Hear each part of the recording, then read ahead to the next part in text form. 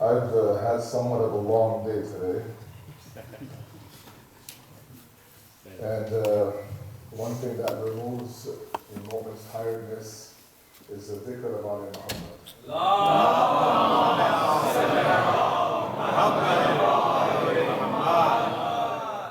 Fatiha.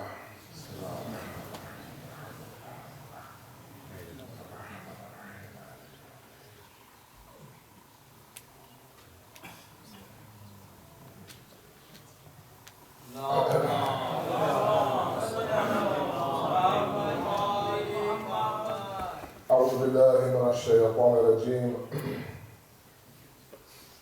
بسم الله الرحمن الرحيم. الحمد لله الذي لا يبلغ مدحته القائلون ولا يحصي نعماءه العادون ولا يؤدي حقه المجتهدون، الذي لا يدركه بعد الهمم ولا يناله غوث الفطن، ثم الصلاة والسلام على أشرف الأنبياء والمرسلين، العبد المؤيد الرسول المسدد المصطفى الأمجد المحمود الأحمد سيدنا ومولانا أبي القاسم محمد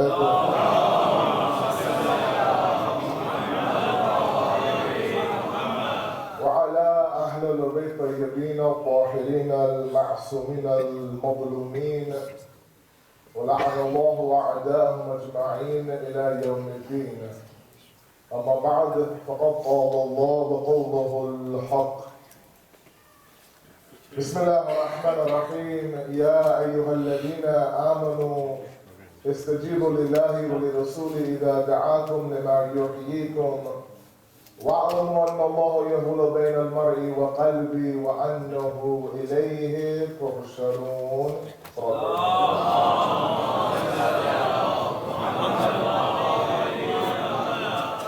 Rediscovering Islam has been our topic. Tonight's is lecture number 8. Yesterday we talked about this concept of the ma'rifat of the nafs, understanding our qadr in the eyes of Allah as the best creation of Allah subhanahu wa ta'ala. And how it is us that Allah subhanahu wa ta'ala chose to represent Him on this earth. And the potential for us to be perfect human beings has been placed inside of us. From day number 1, for those who have been with me, you know, the attempt has been made to now look at Islam through a different lens. Rediscover Islam, as the topic says. Redefine Islam in our eyes. Make that transition from biological Muslims to real Muslims. This idea of not only serving Allah because our fathers and forefathers did it, but because we believe in it in terms of the wujud in our existence. In today's discussion, we want to look at this very important topic of attachment to the dunya. The concept of zuhud, being a zahid or a zahida in Islam, has to be discussed. There are misconceptions amongst our youth when the topic of the dunya comes about. You have heard, as have I since I was a child, riwayat upon riwayat, tradition upon tradition about how Amir al-Mu'mineen divorced this dunya. How Amir al-Mu'mineen said the snot of an animal is worth more to me than your dunya is. Have you heard several times that the dunya is compared to a snake, how it's really smooth on the outside but spews venom to a mu'min? And time again, whenever this discussion of dunya comes about, there's this misconception amongst our youth that Islam wants us to simply live a grief-stricken life in this dunya, a poverty-stricken life in this dunya, drive the worst of cars, wear the worst of clothes, and live in a shack as a home. Where if you are somebody who's successful in this world, you are viewed as somebody who's irreligious. If you are somebody who is not poor, struggling, then you lack taqwa. And these misconceptions have to be cured in our communities. The idea of zuhud and attachment to the dunya is not to live a poverty-stricken life. This world is yours. Enjoy it as you please. The shart and condition is that kasb mal has to be halal, that's it. Provided you make enough money that is halal, enjoy it. Drive the best of cars, wear the best of clothes, live in the best of homes. But understand one statement, and this is the crux of it already in the beginning, first 5 minutes. Live in the dunya. Live in the dunya. Don't allow the dunya to live inside of you. You want a Facebook status? This is a Facebook status. Live in this dunya. Don't allow the dunya to live inside of you. The crux of this idea of not allowing yourself to attach yourself to the mal is this. It doesn't mean that you don't enjoy the luxuries of this world. Just don't attach yourself to them. My youth who are right now on the path of education, my young entrepreneurs who are building their businesses, you guys will make your money, inshallah. And we want that for you. We want success in our young generation. What we don't want is the attachment to those things. Where if God forbid you lose these things, it's not the end of the world. Nobody's stripping the wilayat of the Ahlul Bayt from you. Oh, that's the source of life. You want to attach yourself to something, attach yourself to that wilayat of the Ahlul Bayt. If someone strips that from you, then you're dead. Oh, that attachment to the dunya is that blessing from Allah subhanahu wa ta'ala in this world. Live in the dunya. Don't allow the dunya to live inside you. It's very crucial. But first, let's define these terms, first of all. What does it mean? What does the dunya mean? What's the akhirat mean? We use it so easily, interchangeably. We believe the dunya to be this geographical, physical world that we live in. Oftentimes, the dunya is translated as the world. The world to us is this planet Earth. So anytime we hear a negative tradition about the dunya, we think about this earth. It's not the case. Stay with me here, please. I have 2 nights left with all of you. That's it. The day that all of you have been begging for is coming close. I leave on Sunday. The dunya, according to Allama Majlisi rahmatullah alayh, and this is quoted in Imam Khomeini's hadith. He said the dunya is not a geographical location. The dunya is a state of existence. The akhirat is not some world awaiting us. The akhirat is a state of existence in this world. He says any dimension of your life that pulls you away from the dhikr of Allah, that's the dunya. And any entity that brings you close to Allah subhanahu wa ta'ala, that's the akhirat. I can repeat it. Facebook statuses, I'm giving you so many.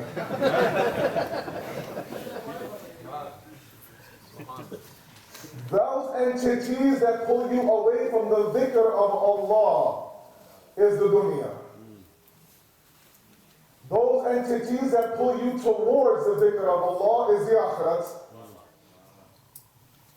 So when you hear about this idea of Amir al-Mu'mineen comparing the dunya to a snot of an animal, it's that dunya that pulls him away from the dhikr of Allah, not this world. Because in the same Nahj of Allah, by the same Maulana Amir al-Mu'mineen, in saying number 31, he praises the dunya. This is the place where worship is done by those who love Allah. This is the world where it is the mahal nuzul of the ayat of Allah subhanahu wa ta'ala. This is the place where you obtain mercy from Allah. This is the place where you acquire jannat through your amal in this world. He praises the dunya time and time again. All the alamat of Allah subhanahu wa ta'ala are in this dunya. Don't limit the dunya to be a physical world. The dunya is an existence that you can create inside of you, or you can reject inside of you. We're talking about the signs of Allah. And I want to share a story for all of you, like I love to do. It's one that I think I've told here. I only have 3 or 4 stories. I keep repeating them, but that's all I have. A man rides into town in his horse. Follow me for a second. My guys in the back, the young club on the chairs, follow me for a second, please. Inshallah. A man on a horse rides into town. He stops at a local coffee shop, ties his horse to a tree, goes inside, grabs a coffee, comes back out, and the horse is gone. And back then, the horse was their wasila of transportation. It's like coming out of baitulqayem and your car is gone. You'll freak out. You say, Maulana Asad, please drop me off at home if you can, please. He's in a panic. He looks everywhere. He doesn't see his dog, his horse anywhere. In the distance, he sees a 10-year-old boy. He says, young man, can you come here, please? Have you seen my horse? Have you seen my horse? He says, that horse that limps when it walks? He said, yes, that's him. He said, the horse that's blind in one eye? He goes, yes, that's him. The horse that's carrying grains on his back? He goes, yes, that's him. Have you seen him? No, I haven't seen him, he says. Won't you give him that happens? The man grabs a 10-year-old by the neck. Allah Akbar, what a beautiful story. Goes to the judge of the time and says, Your Honor, this young boy has stolen my horse. Explains the story, and the judge says, 10-year-old, explain to me, please. He says, Your Honor, it's very simple. I saw footprints in the sand of a horse. One was deeper than the other, so I knew it had a limp. Every single time there was a deep footprint, there was a grain right beside that footprint. So I knew he was carrying grains on his back. In an area where there's hay and grass, one side of the grass is eaten, the other side is not eaten. I knew he was blind in one eye. This young man asked me, this man has asked me, have I seen his horse? I haven't seen his horse, but I swear it exists. Allah Akbar. Follow me for a second. This is the Tawheedi Majma. Follow me for a second. If someone says, have you seen Allah? I haven't seen Allah. But every alamat, every sign in this world has proof that if nothing exists, Allah exists. Salam alaikum wa rahmatullah.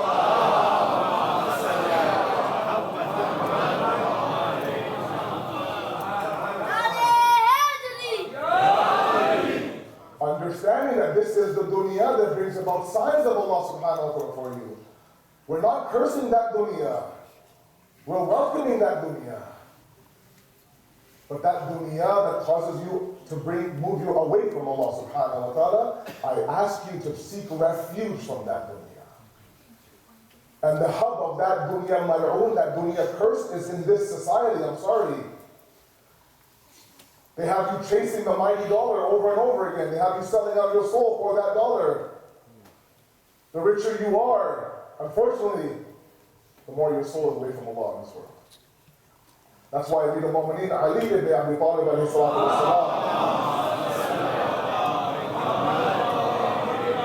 has a beautiful statement. She says, Al-dunya darul mumarrim ila darul muqarrim.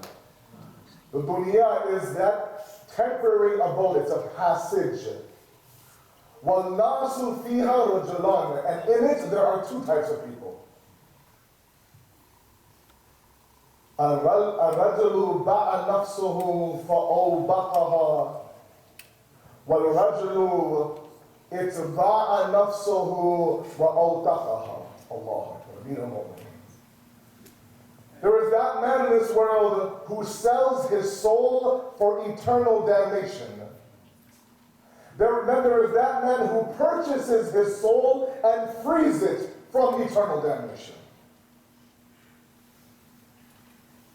2 types of people. Ask ourselves, in which category am I? this attachment to the things that we have is very dangerous.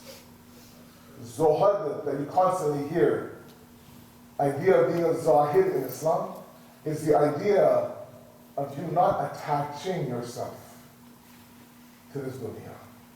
Understanding it's a temporary abode. A tradition I read in the very first majalis, and most of you maybe were not there. Our 8th Imam says that this world is a bridge. This world is a bridge, and you don't build homes on bridges. You use that bridge to transport goods from one place to another. But I want you to imagine that you have a crossing and the bridge is the only wasila you have to get to that side. If that bridge breaks, if that bridge is out, you're stuck. The bridge has its ahmiyat, but it's not meant for you to settle on. It's not meant for you to build homes on. You pass by it to get to the other side. This dunya is no different. This dunya is a passage. Use it as a passage. If Allah grants you that tawfiq to be an individual who's successful in this world, so be it, mashallah, enjoy it. But don't attach yourself to it. That's why they say sometimes when Malak al-Maut comes, when Malak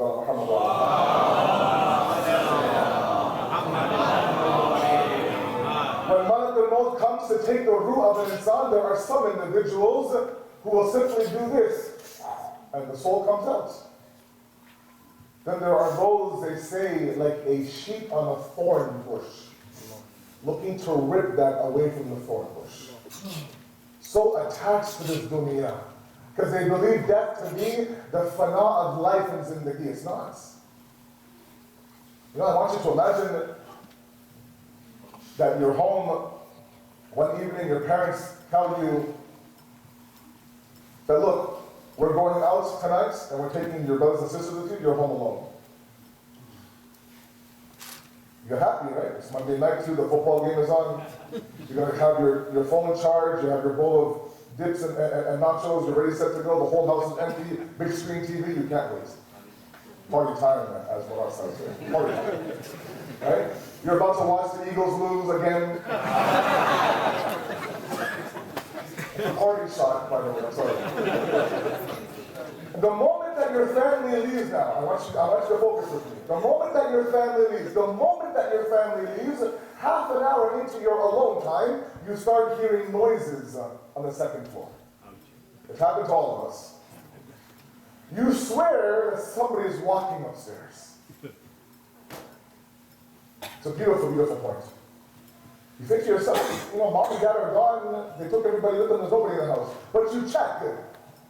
You try to be brave, right? You walk up, you're like, hello, is there anybody there? No one's there. Okay? You go back. Now you hear creaking noises, you hear scratching noises, you hear the pipes rattling, you hear people walking upstairs, and now this idea of being home alone isn't a very good idea right now. And the entire time that your family is out, you have this sense that someone's in the house. Follow me for a second. This is the same house that you come to escape the madness of the world. The sukoon and serenity that we all feel at home, we don't feel anywhere. But at that moment, you don't feel sukoon. It's your house, it's your home, it's your kingdom. You should feel as comfortable in your home as anywhere. But at that moment, you don't feel comfortable. And the moment that your family comes back, the noises stop. It wasn't the house that you were scared of. It was the lack of people in the house that you were scared of. If at 3 o'clock in the morning you were asked to come to baitulqayem to turn something on, a lot of us would hesitate. Right now you're sitting here comfortably. But at 3 a.m. it's just you and these ceiling fans are on. It's not a good idea. It's not the masjid right now, you're comfortable. It's the lack of people inside the masjid that scares you. The Ahl Dunya are not scared of death. It's the lack of life that they're scared of. Understand this point? It's the idea that, look, this zindagi in life that I've worked so hard for, you're going to strip that from me? No, I can't handle that. And death is a completely different topic altogether. But those who attach themselves to this dunya really truly believe the end all and be all of my existence is in this world. Our Holy Prophet says that you were created for an eternity, not for a temporary abode. You weren't created for 65, 70 years. That's why when we understand this concept, that this dunya is a temporary abode, whatever you earn in this world, while you enjoy it, you don't attach yourself to it. Al-dunya liman tarakaha wal-akhiru liman talabaha, Imam Ali says. The dunya is for the one who abandons it, the akhirat is for the one who seeks it. My experience in this society has been, the more you abandon the dunya, the more it chases after you. And the more you seek the akhirat, the more closer you get to the akhirat. The more you chase the dunya, the more stressed out you'll be. The more you abandon the akhirat, the worse off you'll be. Don't chase this dunya. Allow the dunya to chase you. As Imam Jafri Sadiq alayhi salatu the one who has sacrificed the akhirat for this dunya has lost both worlds. And the one who has sacrificed this dunya for the akhirat has gained both worlds. And my elders can probably have their own experiences for that. So to my youth especially, I ask you, do not become the Ahl dunya in the sense that if something goes wrong, if something gets lost, God forbid, that's it. Have you seen someone who loses their cell phone in this world? For a moment, if your cell phone is lost, it's like your life flashes before your eyes for a moment. You're sitting off in a corner, you're all depressed. A guy walks in and says, what's wrong with him? He lost his cell phone. Look, it's okay, he's in a better place now, it's all right, the cell phone's gone, it's okay. There's just these things that we've become so attached to. If it's gone for 24 hours, oh my God, our whole life, everything is in that little smartphone that we have. These are tools to enjoy, not to attach yourself to. And growing up in the West at this very young age, like I said, start to create that inside of you. Because the reality is that this world, if you allow it, will swallow you alive. And you'll be like that hamster that I was talking about, that goes faster and faster and faster on the wheel. It stops, it's panting, it's sweating, it's exactly where it started. Didn't get anywhere. And that's not what we're after. We're after something else. Islam doesn't reject this world. Islam rejects the dunya. And I have explained to you what the dunya means. This world can be used for greatness. This world can be used for you to create a heaven for you in the hereafter. But the dunya will kill you guys if you allow it. It'll strip you of any sort of khair and good. And my elders will tell you it's a very dangerous and disgusting world out there, especially when it comes to business and money. Money is a very, very disgusting thing. And while we all shoot to be very comfortable in our finances, and we should, there's nothing wrong with that. Be very careful. When a person approaches Amir al-Mu'mineen, dressed in patches, dressed in disgusting clothing, Amir al-Mu'mineen says, what is this huliyah that you're in? I'm paraphrasing, of course. He said, Maulana, I'm trying to be one of your Shias. I'm trying to be one of your Shias, Maulana. He says, look, Allah subhanahu wa ta'ala has blessed you with rizq. He's blessed you with money and sustenance. Thank Allah subhanahu wa ta'ala by using that sustenance. My position in society as a Khalifa of the time is something else. I have to think about the lowest, poorest individual, and he has to look at me and think, I know I'm poor, but at least I'm not like the Amir al-Mu'mineen. That's how much umeed I have to give the poorest individual. In this regard, you don't need to follow me. In this regard, you need to be thankful to Allah subhanahu wa ta'ala. So I don't want there to be any misconceptions tonight. If there are, please come and see me. I'll remove those misconceptions. If you're on the path to make a lot of money in this world, make a good amount of money. We need successful individuals in this society. We need Shia doctors, Shia lawyers, we need Shia journalists in this world. And all of that comes with a nice, fat, juicy salary. Enjoy it. Enjoy it. But don't attach yourself to it. Don't give it a value that's higher than yourself. Oh. You, like I said yesterday, your qadr is far greater than any of these things. What upsets us sometimes is when you give that materialistic thing a value that's higher than you yourself. I've lost myself when I lose this. It's not the case. These things are wasila for your life, not the other way around. Be careful of the dunya, my youth, my sisters and my brothers. Be careful of the dunya. It is an evil, evil abode. And the Ahlul Bayt time and time again warned us about that. Making us understand. That's why Imam Salih says that the one who is on the path towards halal risk is like kal mujahid fi sabilillah. It's not easy anymore. Especially if you're in businesses. If you're running your own business, the idea of cheating a client, double charging a customer, lying to the customer, these are all things that are haram gains. Be careful. And so in this process of working towards the dunya and the akhirat, we have to understand a couple of things and then move towards Masad. One salat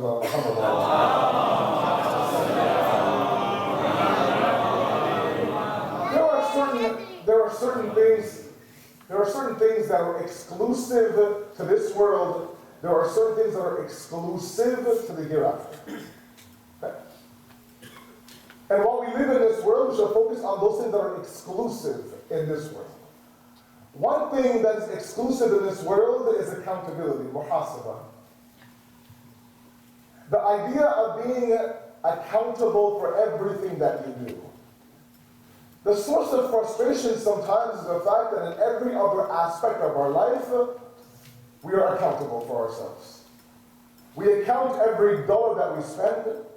We account every minute of our day. Our sisters account for every calorie that they intake. Right? They check the box and they go, okay, I can have half for breakfast and the other half for dinner. That's how much they're daqiq about the calorie intake. But when it comes to the deen, there's no accountability.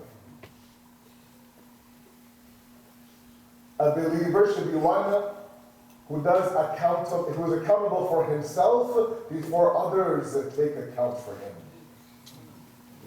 How many times do we sleep at night, tossing and turning, we can't sleep, and 1,000 completely useless thoughts enter our head at that moment, before we go to sleep. At that moment, stop and ask yourself, in the past 24 hours, did I break Allah's commands?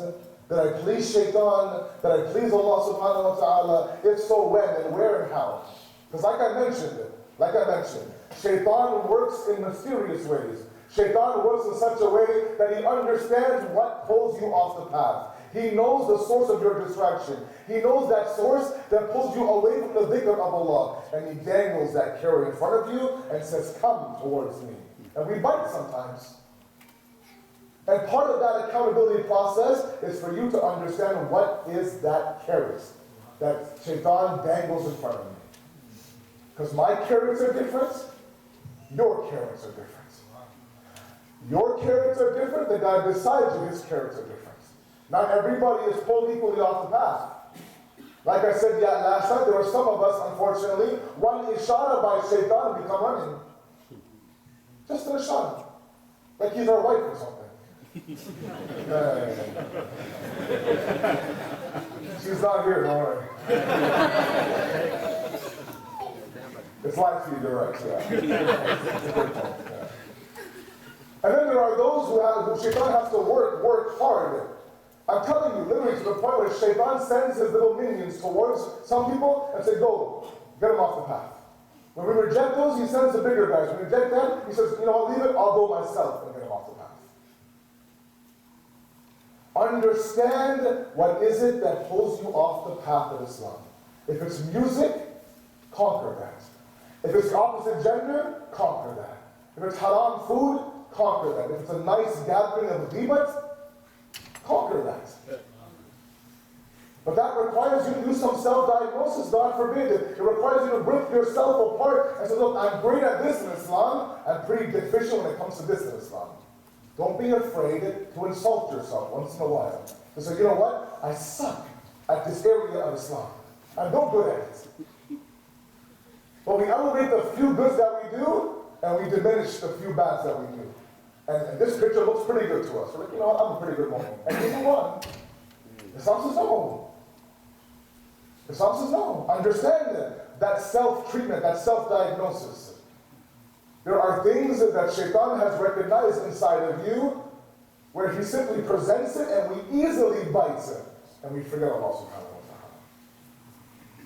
ta'ala. You have to understand. Part of that accountability every single night is to say, okay, I slipped here at this time. What caused my slip? Was it my friends, God forbid? Did they encourage me to do sin? If it is, amputate them. They're no good for you. They're cancer that's spreading all over your body that needs to be amputated to save the rest of your body. If it's a habit that you have, work towards kicking that habit. Willpower, self-restraint, that inner consciousness about you. Remind yourself that I am the best creation of Allah and these distractions are nothing compared to me. I'm much bigger than this.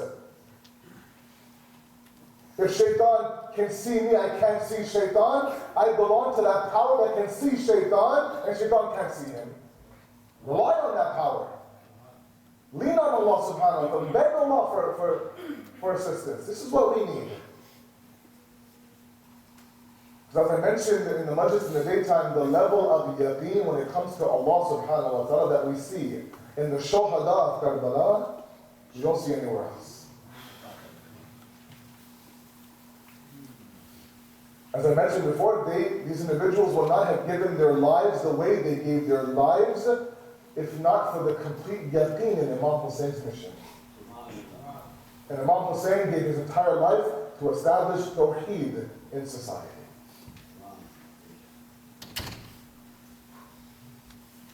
And the commander of that entire movement, that one individual that instilled a hope in the soldiers of Imam Hussein and instilled fear in the enemies of Imam Hussein, was a boss. On the morning of the 19th of Ramadan, when Amir al-Mu'mineen was struck with Ibn Mujah's sword, after a couple of days, the poison had reached the entire body of Amir al-Mu'mineen. The doctors had given their jalab, and now it was time for nasihat. And Amir al-Mu'mineen gathered his children, and one by one he said, Zainab, you are to look after Hassan. Kulthum, you are to look after Hassan. And one by one, he would make sure that everybody was to look after Hassan. When he was done that, they say the sound of crying can be heard from the corner of the room. When Maula asked, who is that crying? Al-Mu'mineen says, Maula, it's Abbas crying. He says, call him forward. He says, Abbas, why do you cry? He says, Baba, you mentioned everyone's name. For Hassan, you didn't mention my name, Baba. He called Hussein forward. He placed the hand of Abbas inside the hand of Hussein. He said, you, Abbas, are for my Hussein. Whenever and whenever my Hussein needs your khidmat, you have to be there. And I'll say this to you, Ya Amir al-Mu'mineen. Never once did Abbas let you down. There was a moment at Asr Ashur where Imam Hussein is calling out to the body of Abbas saying, Abbas, I never thought that your Mullah would stand here calling for you and you wouldn't answer. The body of Abbas began to tremble on the plains of Karbala, almost as if to say, Mullah, every single time that you call me, I came running, but I'm majboor, Mullah, at this moment. Shabi Ashur. Abbas is sharpening his sword. This was a man, like I mentioned before, this was a man, Abbas, who was chosen for the day of Ashura. He was sought out by Amir al-Mu'mineen for this very day. A giant of a man, a warrior of a man. Everyone feared Abbas. sharpening his sword. And the jalal of Abbas in his face became deeper and deeper while he was sharpening his sword. This halat of 4-year-old Sakina, watching the khayma, she realized something isn't right. Chacha's jalal is something else tonight. She goes and tells Baba, says, Baba, Abbas has a jalal on his face. And Imam Hussein knows if anybody can stop this, if anyone can make Abbas understand, it's not me. It's not even Sakina. It's Zainab and Zainab. He calls Zainab, says, Zainab, explain to Abbas what's happening.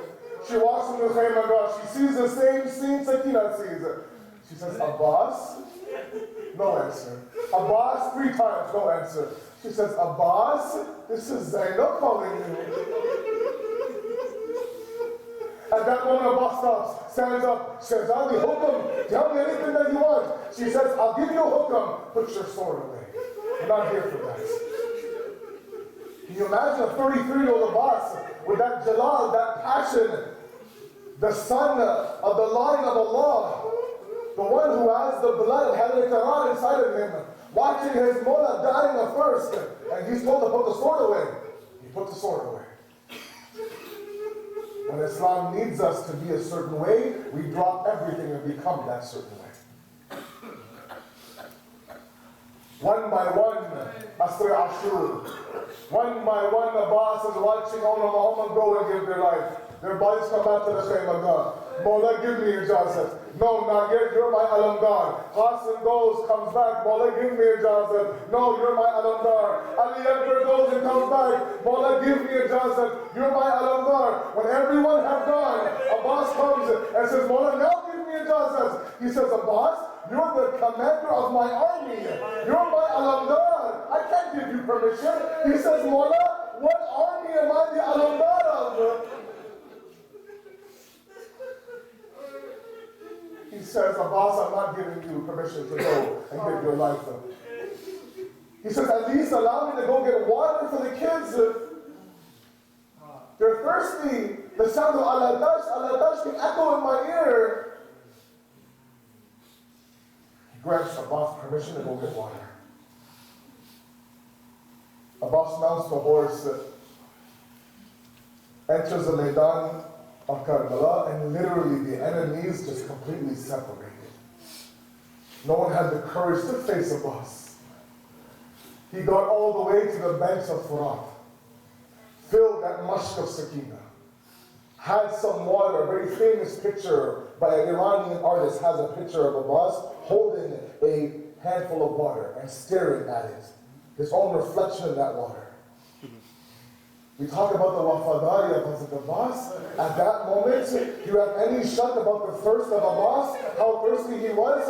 If he drank that water, nobody would have said anything. Not one person would have complained. But he's thinking, how can I possibly drink? When my Maulana Hussein, his lips are dying of thirst. When Sakina's al-Atash can be heard in my ear, he drops the water.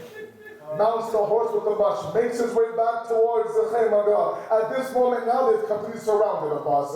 One by one, they surrounded Abbas. They realize if we have any chance of destroying this man, it's a collective group effort. Wherever one can throw arrows, they threw arrows. Whenever one could throw spears, they threw spears. Whenever one could throw rocks, they threw rocks. If that didn't work, then out of the trees as an ambush, a man comes out with a spear and separates the right hand from the body of the Abbas. He takes the alam and the mush in the left hand, says, I'm still going to fight. Another man comes out of the ambush of a tree. Look at the coward fighting of this army, ambushing Abbas and cuts off his left arm. You can imagine Hussein watching the alam of Abbas, sometimes going left, sometimes going right, sometimes swaying, sometimes rising, wondering what's going to happen. When he began to make his way towards the khayma, a rain of arrows came towards Abbas. At that moment, one arrow struck his eye, one arrow struck the mushk of Sakina. When he saw the water dripping out of the mushk, he stopped at that moment. He turned around. He made his way back towards the Maidan of Karbala. He fought the enemies of Yazid without having not his left arm, not his right arm. Ayatul al-Naimi narrates. Ayatollah Ma'ini narrates that one night I was reading the Musibat of Abu Fadl al-Abbas, and in my dream, Fatima Zahra came in my dream. He said, Shahzadi, you look upset. Is there something that I did wrong in that musibat? That I do injustice to Abbas's Masa'ib? She says, no, Naimi, you did everything right. I just want you to know that every single time that you read the musibat of Abu Fazl al-Abbas, I want you to make those who are listening know that when somebody falls from a horse, they use their arms to break the fall. My Abbas didn't have arms to break his fall. He fell on that arrow that was inside his eye. He falls from the horse, calls out to Hussein, Assalamu alaikum, Ya Abu Abdullah. Imam Hussein comes running towards Abbas, places Abbas's head on his lap. Asks Abbas, is there any wasiyah? He says, yes, I have two requests for you, Mawla. One request is that my mother told me that I didn't open my eyes after I was born until I saw you, Abu Abdullah. But if there's blood in one eye, there's an arrow in another. I can't see you, Mawla. Please wipe this out of my eyes, so I have one last deal of you. Imam Hussein wipes the blood out of one eye, takes the arrow out of another. Do you have a second request, Abbas? He says, yes, Mawla, leave my body right here at the banks of Furat. Don't bring my body back to the Haymadah. I'm too embarrassed to face Sakina. When Imam Hussein left the body in the banks of Furat and made his way back to the Haymadah, he had the alam of Abbas in his hand. Sakina came running out. She saw the alam. She didn't see the alam gone. At that moment, she ran into the Maqtal of Karbala, saying, Chacha, your Sakina is not thirsty anymore. Your Sakina is not thirsty.